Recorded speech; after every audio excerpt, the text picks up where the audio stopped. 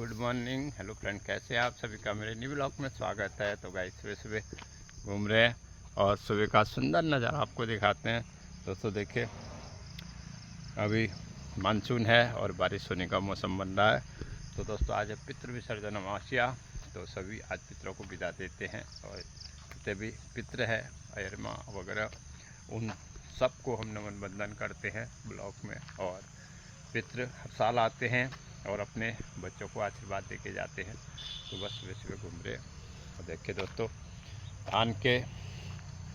धान में अब बालियाँ आने लग गई है, क्योंकि धान ऐसा है, कहते हैं धान्य परिपूर्ण। तो धान की फसल ऐसी है जो माँ लक्ष्मी को प्रिय है, हर पूजा में भी जो यूज होती है। और भारत में सबसे संख्या जो चावल खाते हैं उनकी है। तो ये देखिए धान की खेती कितनी सुंदर लग रही है, हरा भरा।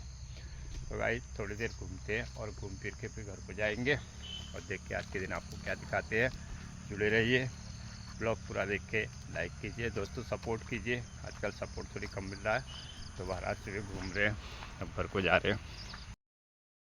घूम फिर के आगे थोड़ी देर व्यायाम करेंगे और फिर पूजन करेंगे और फिर सब खाना बना के आज तर्पण करेंगे, क्योंकि आज पितरों का विसर्जन है। तो अभी छत में थोड़ी देर व्यायाम करते हैं दोस्तों। तो गाइस देखिए, सुबह सुबह मेहमान आ गए रोज की तरह। इनका दाना दाल रखा है, रोटी भी खाते हैं, चावल भी खाते हैं। ये देखिए सुबह सुबह आ जाते हैं। वही लंबी लंबी जो तो कह रही थी वो दो आगे चिड़िया देख।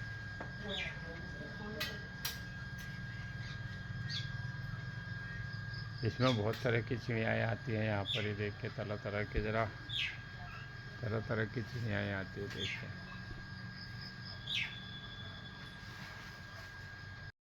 गाइस जब नहा लिए, व्यायाम करने के बाद जा रहे मंदिर के कमरे में पूजन करने। फिर हमें जाना है एक जगह। तो गाइस सुबह सुबह का पूजन हो गया, लेके जाना है और फिर घर जाके आज पितृ विसर्जन है। घर में सब कुछ बनेगा पितरों के निमित्त, तो तर्पण भी होगा। तो अभी तैयार होकर निकल रहा हूँ। तो गाइस अभी शुक्रवार से पंचमी से रामलीला शुरू है। तो अभी रामलीला स्टेज की तैयारी शुरू होने लग गई और यहाँ देखिए साफ सफाई हो रही, सभी लोग लगे हैं। सामने वॉलीबॉल हो रही है, यहाँ बच्चे लगे हैं, पात्र सारे। देखिए हमारे रामलीला कमेटी के कार्यकर्ता सारे लगे पड़े हैं।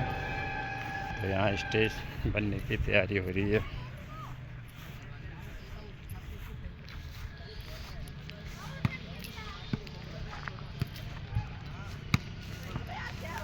और जी शुरू कर दिया।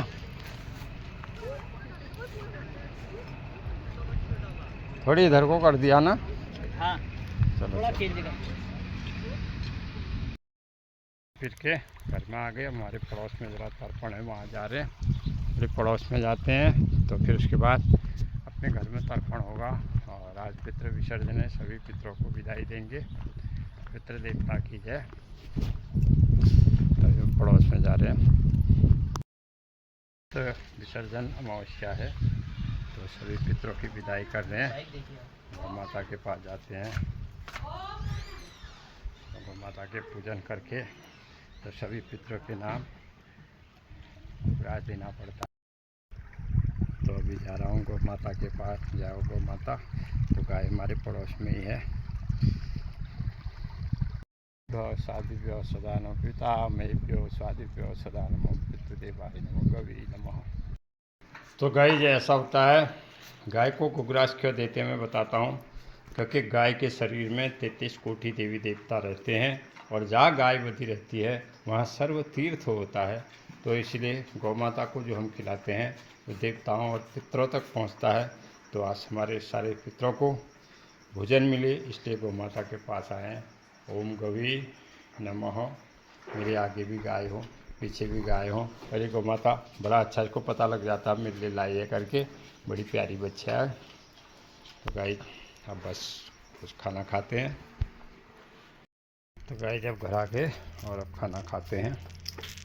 तो रसोई में बन रहा खाना। पूरी बड़ी सब्जी दाल चावल सभी कुछ बन रहा जो आज पितरों में बनता है। माता जी भोजन कर रही हैं। तो ये देखिए खाना बन रहा है। तो ये देखिए सभी एक दूसरे को आज भोजन भी देते हैं, हम भी देंगे। तो घरों में आता है खाना पितृ विसर्जन अमावस्या हमारे यहाँ जिसके यहाँ श्राद्ध होता है वो सब घरों में देते हैं। देखिए ये सब घरों में पहुँचाते हैं और हमें भी उनके घर में पहुँचाना है। यही होता है आपसी प्रेम व्यवहार। तो अब खाना खाते हैं गाइस। थोड़ी घूमने निकले हैं अभी गांव में ही। अभी एक दूसरे को मिल के आ रहे हैं लोगों से। तो अब घर जाएंगे, घर जाके फिर इवनिंग वॉक को जाएंगे। तो अभी बस अपनी बाइक में घूमते हुए आ रखे हैं, ज़रा 2-4 लोगों से मिलते हुए फिर जाते हैं घर को। शाम के समय घूम रहे हैं इवनिंग वॉक को। तो उसके बाद भोजन करेंगे, फिर तालीम में जाएंगे और शाम का सुंदर नज़ारा आपको दिखाते हैं।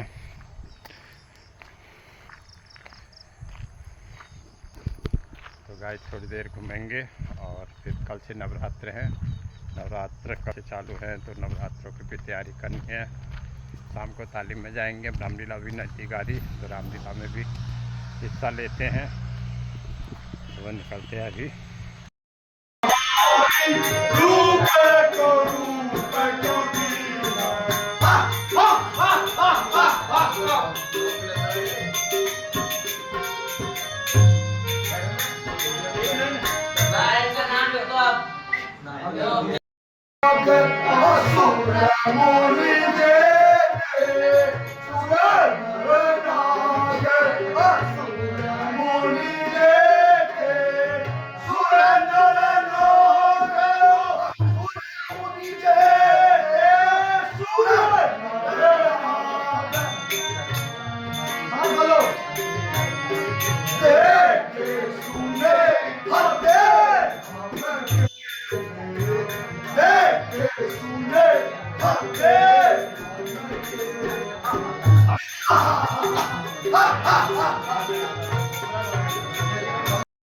आज थे पितृ विसर्जन अमावस्या।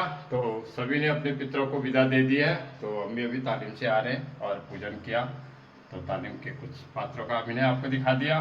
तो दोस्तों सभी पितरों को नमन बंदन है।